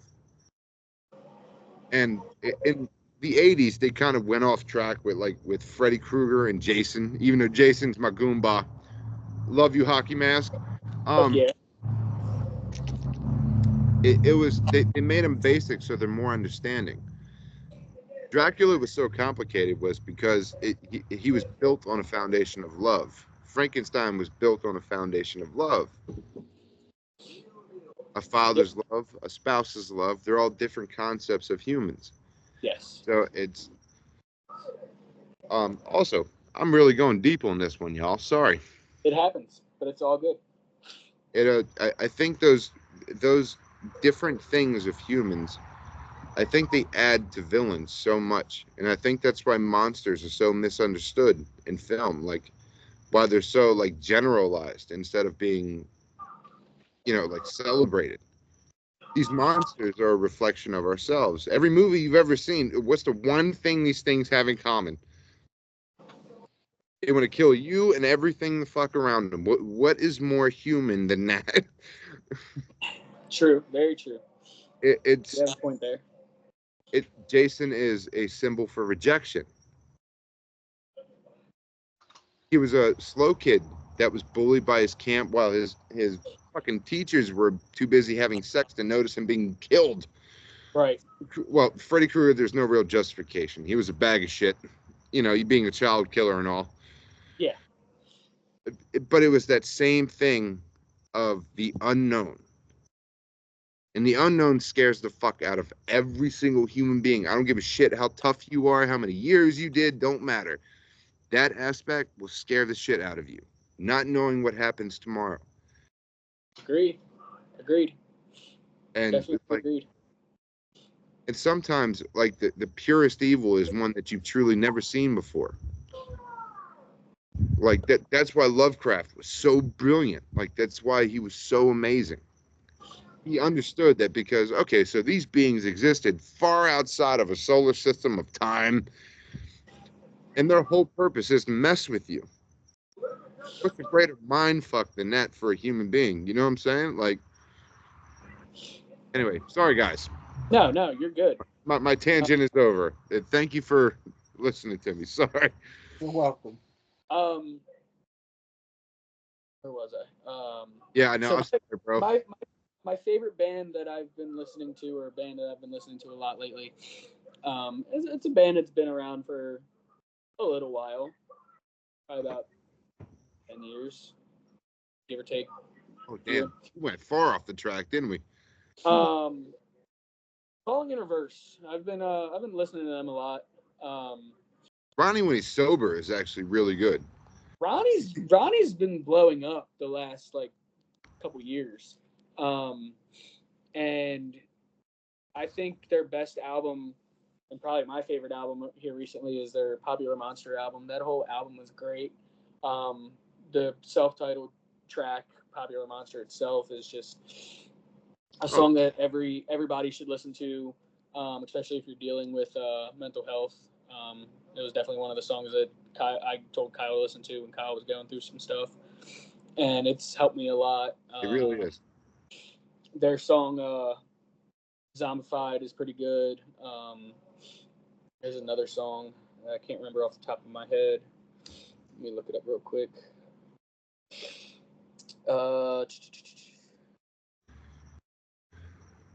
Prequel. The first Great song. Great. the first song off of that album is really good. Their cover of Last Resort by Papa Roach was good. And Voices in My Head, that's another good song to listen to if you're going through some shit, especially with mental health. And one song that I really, really do like off that album as well is Ronald. And that's featuring Tech Nine and Alex Terrible from Slaughter to Prevail. That song came out. What a neck on him. Who? Yeah, Alex Terrible? Yeah. That dude is a savage human being. And This guy has a neck the size of a pine cone. Yeah. Where the fuck did you get a pine cone from? Right, where the hell did you get a pine cone from? But yeah, so that song actually it came out May or April of last year. And I actually got to see all three of them perform that song live for the very first time last year at Rockville, because all three of them were there the same day. So yeah, that was actually pretty cool. I didn't know who fucking Alex Terrible was. I don't even think I've ever heard of Slaughter to Prevail. This guy, he does until then. I only knew him because of his neck.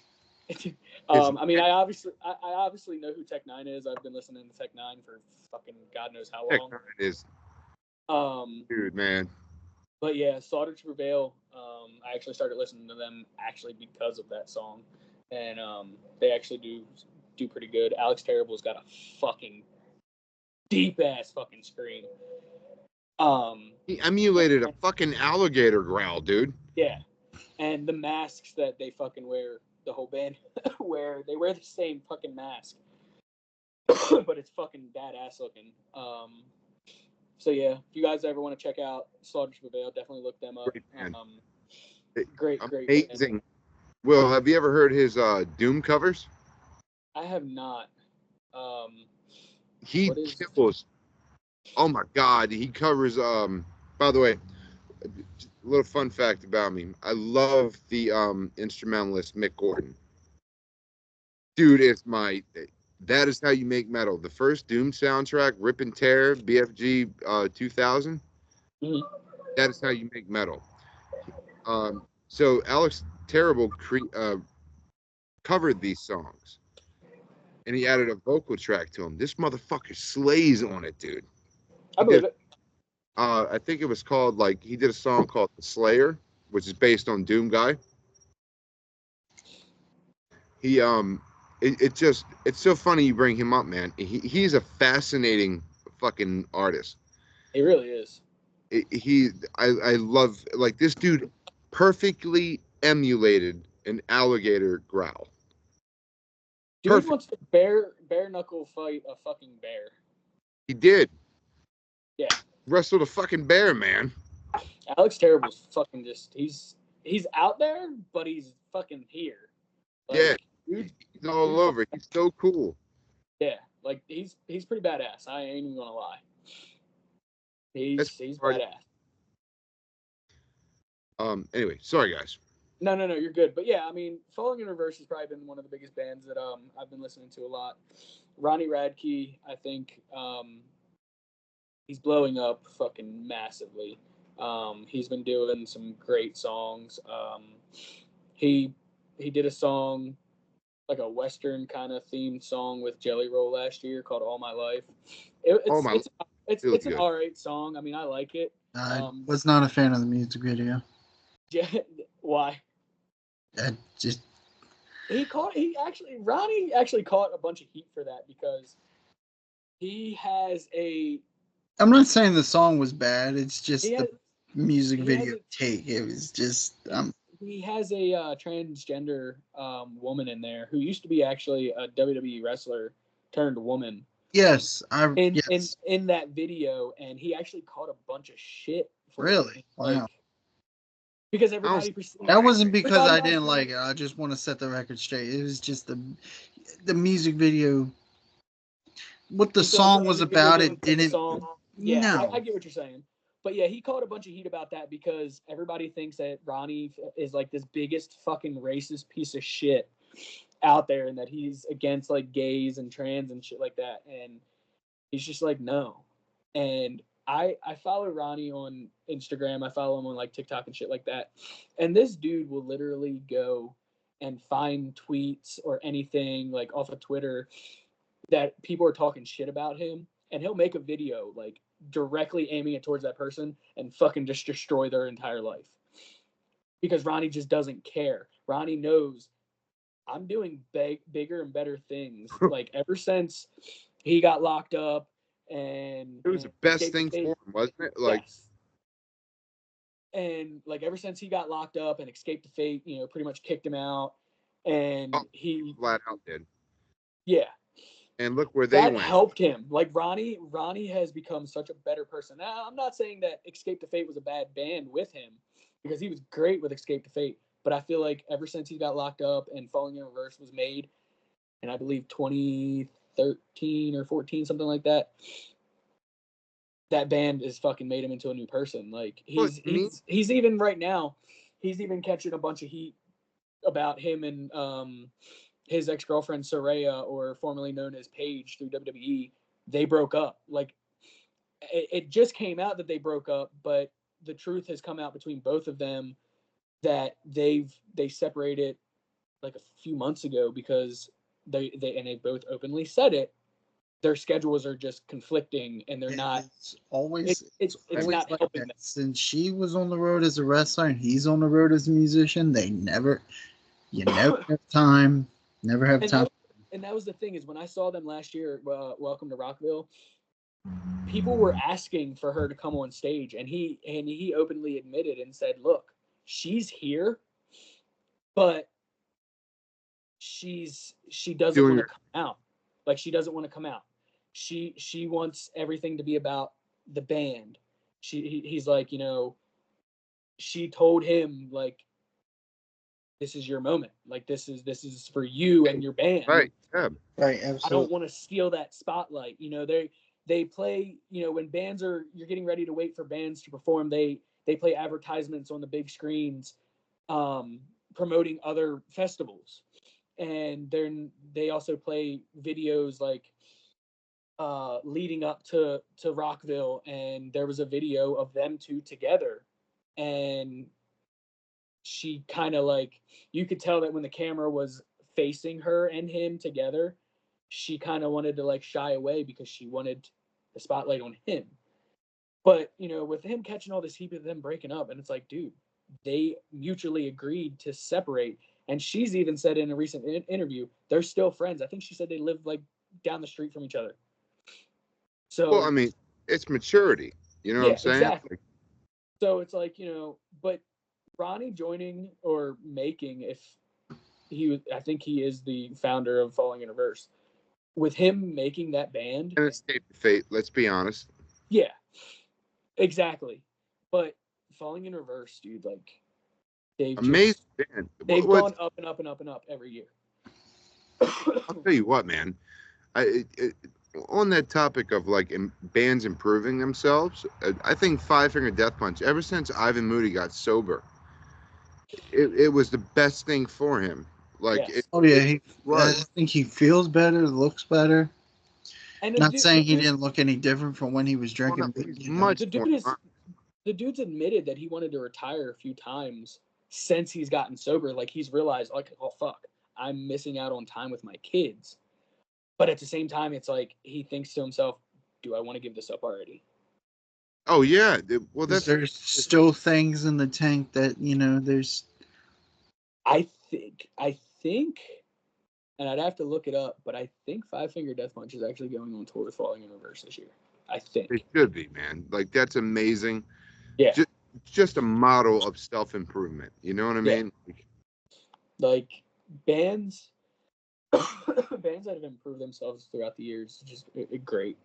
And I'm kind of glad Five Finger Death Punch was brought up, because they have, once Ivan got sober, I feel like that band just like did a 360. Their music stayed the same. Yeah, nothing. They did not miss a beat. They didn't miss a beat. No, they didn't. I think like one of my favorite, and like I'll tell you straight up as a man, there's very few songs in the world that make me tear up, but Five Finger Death Punch, Wrong Side of Heaven. Oh, that's probably one of my all-time favorite songs. Dude, it fucking kills me. Wrong side of heaven and the righteous side of hell. It because it's so true and it's so honest. Yeah. You have to think about it, like that song was written for our soldiers. Yes. So it really was. Yep. I agree. The honor in it for that, man. Like these people, they train for years at a time. They go over there, they come, and their only reward is coming back a different person. Yes. Every time. And it's not like a situational thing. War makes two versions of yourself, better or worse. You know what I'm saying? I can also say, not to cut you off, I can also say I Apologize is another good song from them that like Great hits hard.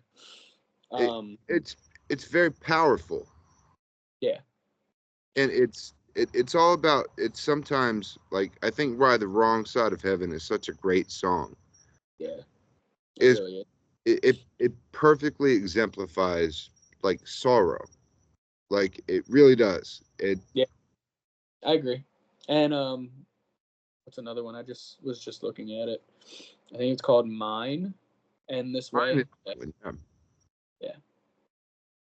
It I love the fact when like, and I think that's why nu metal is so important to me. Is it was raw emotion instead of pre-manufactured shit. Just stuff like in the 90s, there was a lot of metal bands that like music is manufactured to make you do things you never thought of. Yeah. So it's that whole motif of like sex, drugs, and rock and roll. Like there's like that's why I hate modern music so much. Like you're holding on to things that hold you back creativity. Like as a creator, you think that drinking and partying is a means to make you more creative. In fact, it's slowing you down. Right.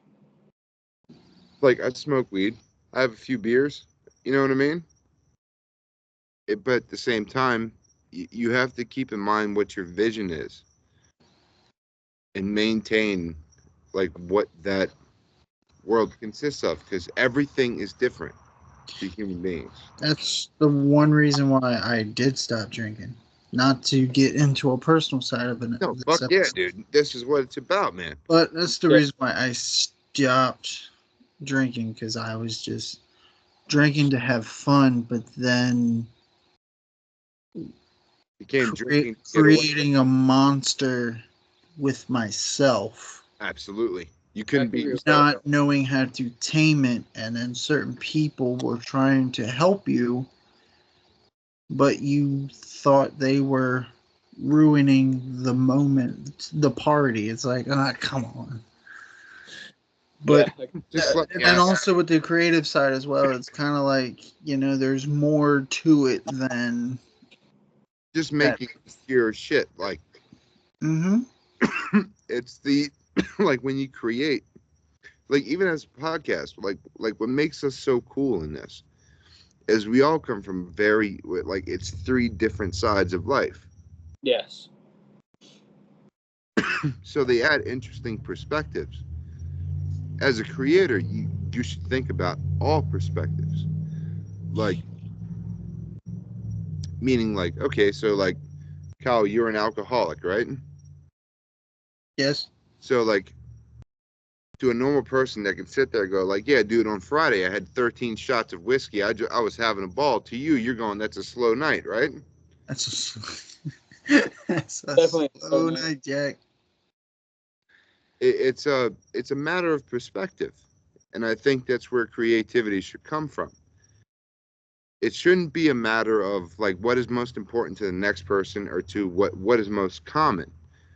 I think it I think when you create something, it should solely come from your view, your perspective of the world. Yep.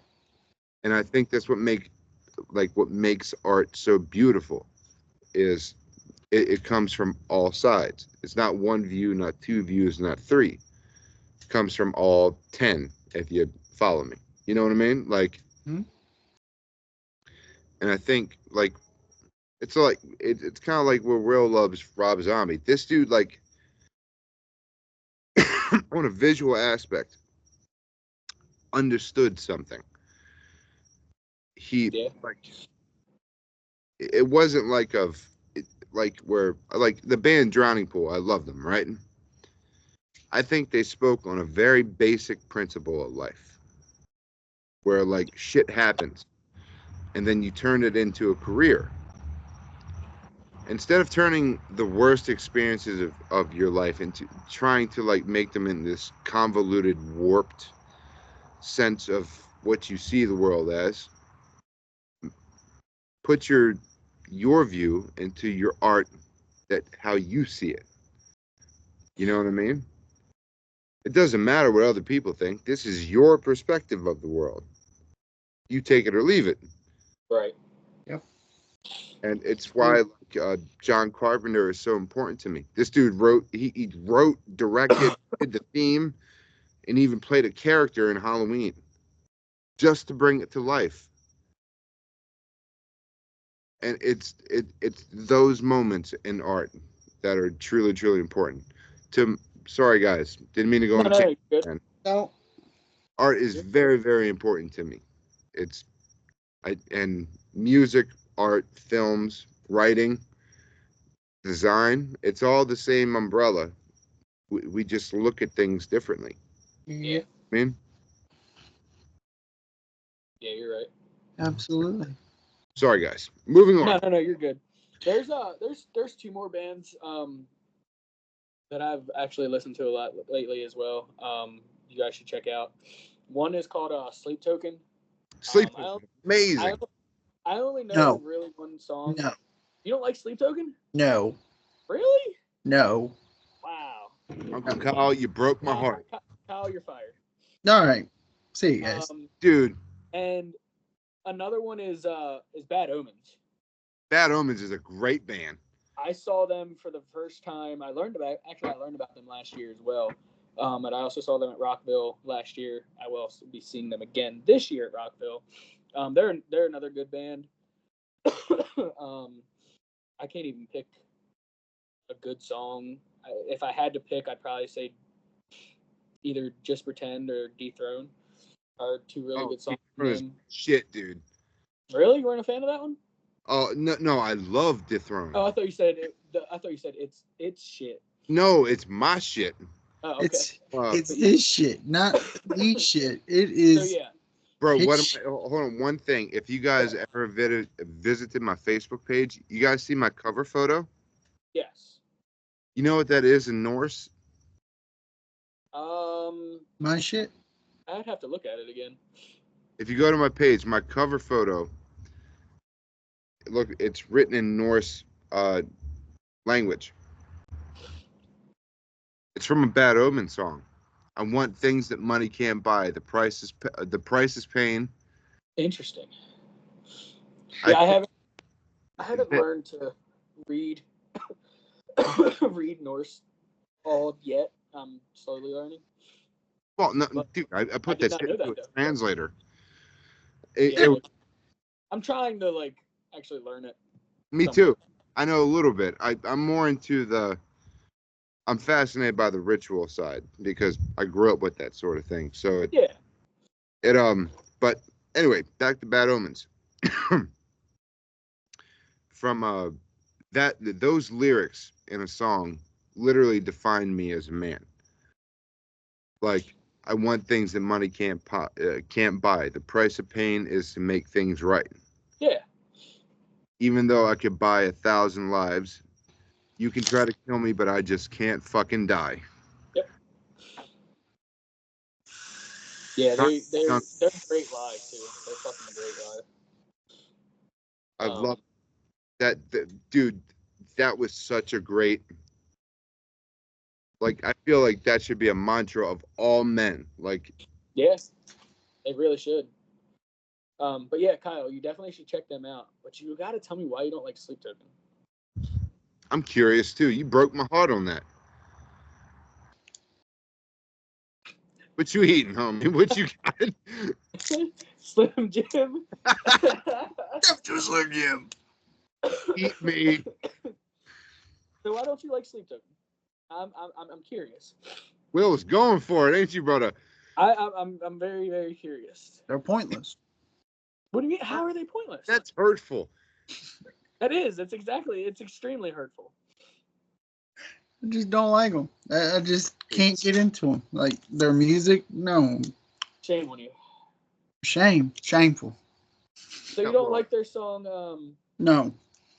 No. You don't like the song "Take Me Back to Eden"? Hypnosis. Wow. I can't get into them. Oh, it's not your thing, huh? I mean, No. okay. Not my thing. I'll let it slide. Just once. It's just like Ghost. They just remind me of Ghost. Yeah, I wasn't a fan of Ghost. That's true. Are we talking about the same band? I hope so. Ghost BC. Oh yes, he dresses like the Pope.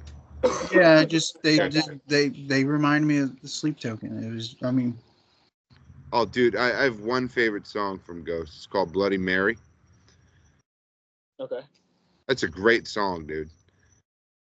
Excuse me. God bless you. I just never got into Ghost. I never got into Misfits either. Oh, dude, you hurt me. I never got into it. Dude, what the fuck, man?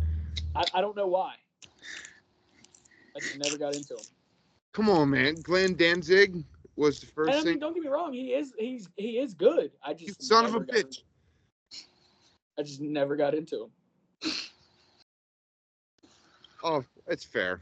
maybe not everybody is into the horror punk thing. You know what I mean? I mean now horror punk I can get into. Like I get into Ice Nine Kills. I really got into Ice Nine Kills. Well, that's more horror metal. Yeah, they are more horror metal. You're right. Horror But punk is like. I guess I wasn't into the horror punk. I was more into the horror metal. Fair enough. I'm sorry, Will. I wasn't interrogating you. Where were you? No. You're good. I mean, I don't know. I don't know what it was. I never got into them. Like, but Ice Nine Kills. When I fucking heard about them, I was just like, they're fucking great. Mm-hmm. I can't believe, Will. Yes. My God, you hurt my feelings as a metalhead. I can't believe this. No, don't be sorry. I'll give them another try. No, don't be sorry, homie. It's all good. We don't have a thing.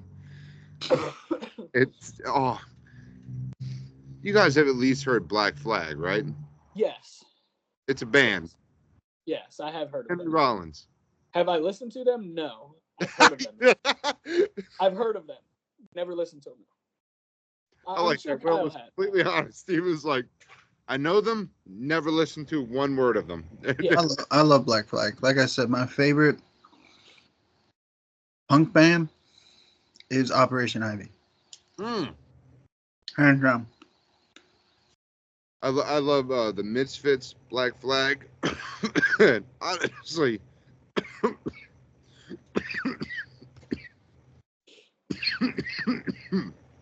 tuberculosis. Don't die. I won't die. Not yet. Another.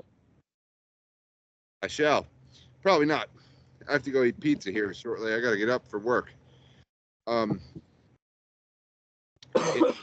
Misfits, Black Flag, Sex Pistols. Descendants. Oh, you. You're fine.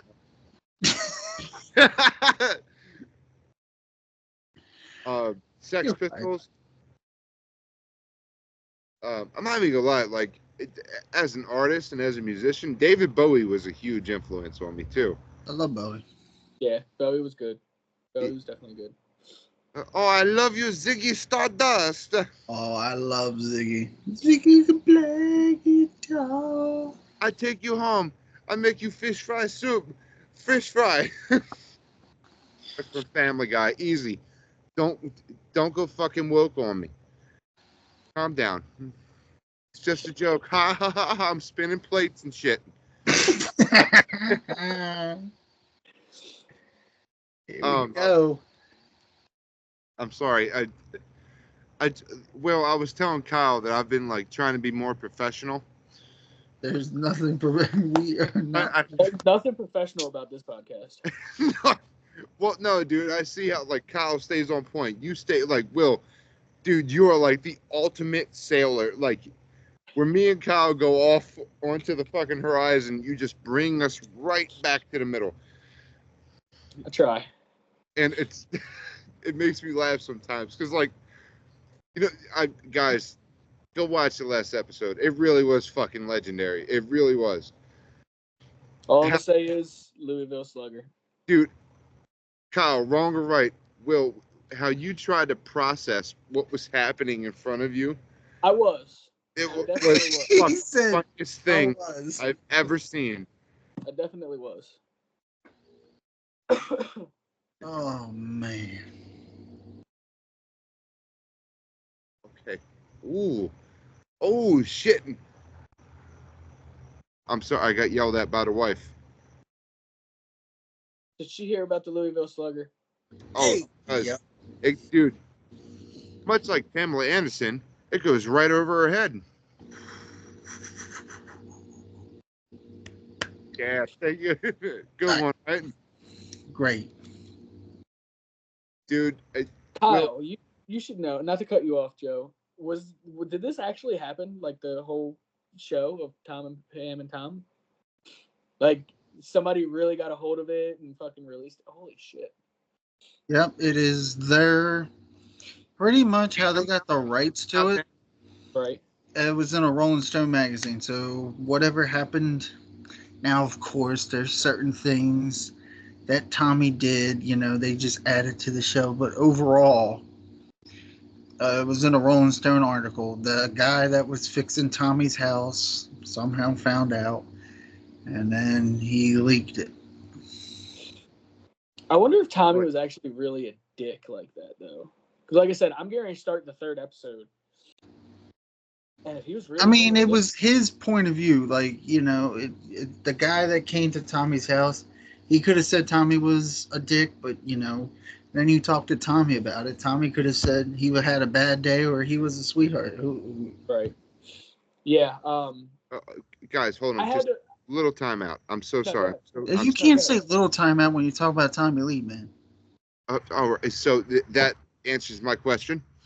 So it's called Pam and Tommy. Pam and Tommy. It's on Hulu. Yeah, it makes it sound like a wholesome sitcom. Oh, it is a sitcom. Look, you'll understand why they didn't put it on cable TV. Dude, I'll put it this way. There's a part in the show before Will, and I'm gonna probably blooper and leak it. There's a part in the show that I just literally, when I was drinking water, when the scene popped out, water went everywhere. He talks to his dick. And his dick talks back to him. And his dick talks back to him. He's staring at Pam Anderson in the bed sleeping. He's talking to his dick, and his dick talks back. It's not literally like the fucking dick has a mouth, but it's like, dude. I told you. I'm laying in bed last night, and I'm watching this, and that scene happens, and I'm like, what the fuck am I doing here? like, what the fuck am I doing here? Is this what my life has come to? Yeah. Sorry. Okay, I'm watching a penis talk. Sorry. Dude, I can't believe that's so funny. Pam and hi Tom. Are you gonna beat me to death with your 14-inch dick today? Okay. Joe, well, it's okay because I had to do the with your math. Quiet wife and your ADD mind. Not ADD. You're very close. Add. It's an ad. I just add things. No, my friend, I'm what you call an autismo. You said with your quiet wife and your ADD mind. With your ADHD mind, just watch it if you have Hulu and just sit there and watch it. Now there may be some times when he says things and your wife may be reading a book and all of a sudden she'll just. Oh no! She'll straight up ask me one of the funniest things ever uttered from my wife is. I was watching a show one time and they were having an in-depth conversation about what dick feels like. I don't know where it came from. All right. Yeah, I swear to God, I'm telling you the God's honest truth. It was on like Law and Order or some shit. And she looks up and her first thought, I swear to God, one of the funniest moments, she goes, it's dead silent, and she just goes, "Are you gay?" She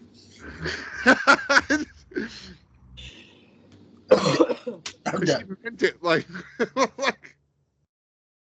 Well, it's okay because I mean, I had to like Google because I couldn't remember my Motley history for a second. I'm like, when the fuck did this happen, and where the fuck was the rest of Motley Crue? And I'm like, oh, this is when Motley Crue wasn't really together. It's because the whole time Vince was gone.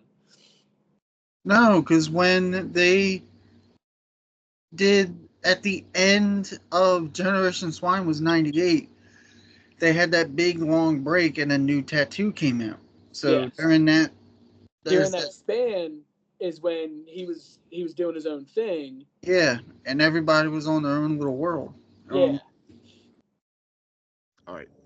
Guys, I'm getting yelled at, so I have to sign off. No, you're good, dude. Adios, amigos. See you next time. Enjoy your vacation. Thank you, homies. You guys don't do anything I wouldn't do. Also, guys, do every bit of it. I'm so proud of you for saying that. All of it. Do every ounce. Except, don't mount a dolphin and then pretend like it's Free Willy and smack its butt. You feel me? Like, don't do that. I won't do that. No. But you should. SeaWorld is not my thing. Oh, SeaWorld is like a glory hole for perverts. I'm sorry. I'm sorry. Anyway, signing off. See you, homies. Have a good night. You too, guys. See ya. See ya. You can stop recording if you want. Right. And we'll see you next time, folks. 2 Yes. weeks. Joe's on vacation. 2 weeks, guys. You guys 2 will see weeks. us in 2 weeks. And the next episode, and I know we can text Joe, but if you have the list, Will, just pick a random one. Whichever one you want to do. We don't have to do what's spinning. Okay. You can pick any one that you think of doing. Because So I don't we have either- my phone with me. We Just- either have 80s albums, favorite debut album, or one that's not music related, and we discussed last week top 5 horror movies.